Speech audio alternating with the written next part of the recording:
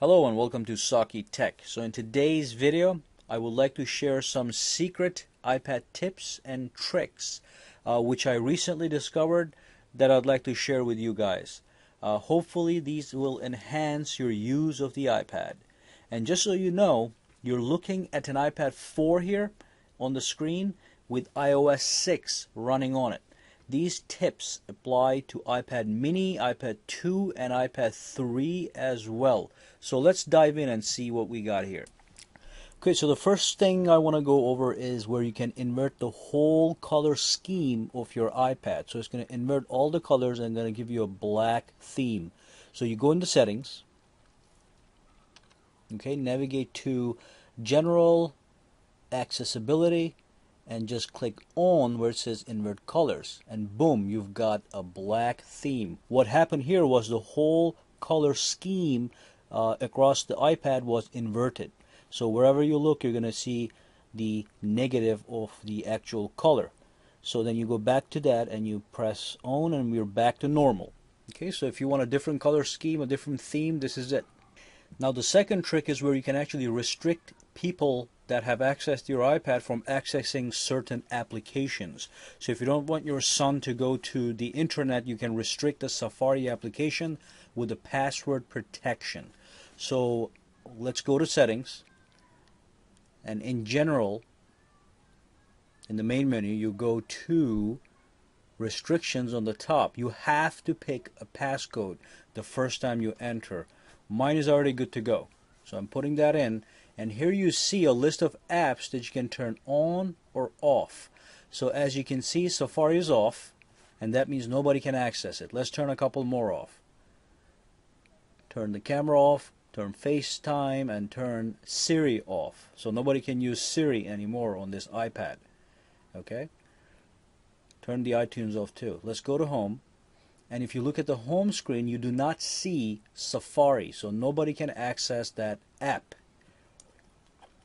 Go back to settings, restrictions. It's going to ask for a passcode every single time, and then turn them all on. In fact, let's turn all of them on. Go back to home, and as you can see at the bottom corner, you'll see Safari, and which you can access now. So this is a nice trick if you want to restrict access to your apps for other users. So this trick is where you can have the iPad actually dictate paragraphs to you. So let's go to settings, and under accessibility, just make sure speak selection is on, and let's go home and launch notes, and then select the paragraph here. And as you can see, once you select the portion of the paragraph you want, you have an option that says speak. Click that. Platinum grade cable is used for running cables through the ductwork. It is at least 5 times more expensive than regular cable. And you get a nice little dictation where iPad speaks to you. And then you can go back and turn it off if you want. The next trick is an easy one. It has to do with scrolling. Go to Safari and let's go all the way to the bottom of this page. So you scroll all the way down, and once you're down, let's say you want to go back up. What are you going to do? Are you going to scroll all the way back up? Which you can, but there's a shortcut. All you have to do is tap the status bar, the black status bar, and it jumps right back to the top. So this is a nice shortcut for people that read pages that are very, very long. So the next trick has to do with docking and undocking the keyboard. Some kind of weird trick. So let's go to Safari and pull up the keyboard.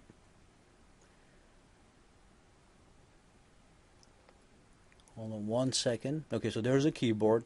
And if you press and hold the docking button, you have a couple options. Oops. You can click the split, and that I think a lot of people know. But then if you pull it back up, let's put it back together. You can also undock the keyboard. So it just starts floating in the middle for some reason. But I've never actually seen that before. I suppose that is good for some applications. But here's another trick for you. So put it back on the dock and we're good to go. Okay. So this trick is about hand gestures. So if you didn't know about these are very useful little gestures. So you can do this using your four fingers, slide up, and your multitasking bar appears. And tap to go back. And if you launch any application, You can switch between applications using your four fingers, left to right, right to left, whatever, okay? And then you can pinch the whole screen with all your fingers to exit from an application. So these are some useful hand gestures for quickly moving about in your iPad.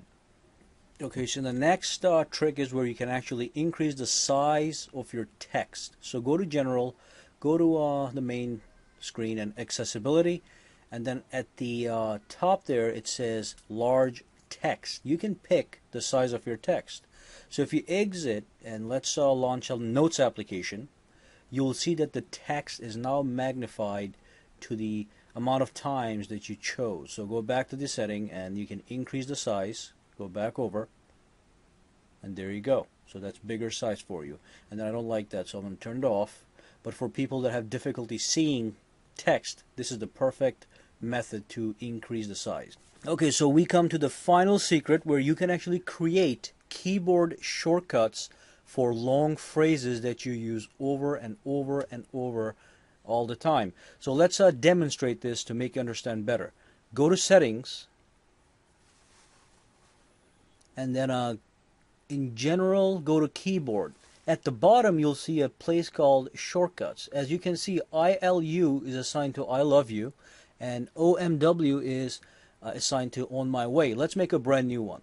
So the phrase I want to create is Oh my God. Okay?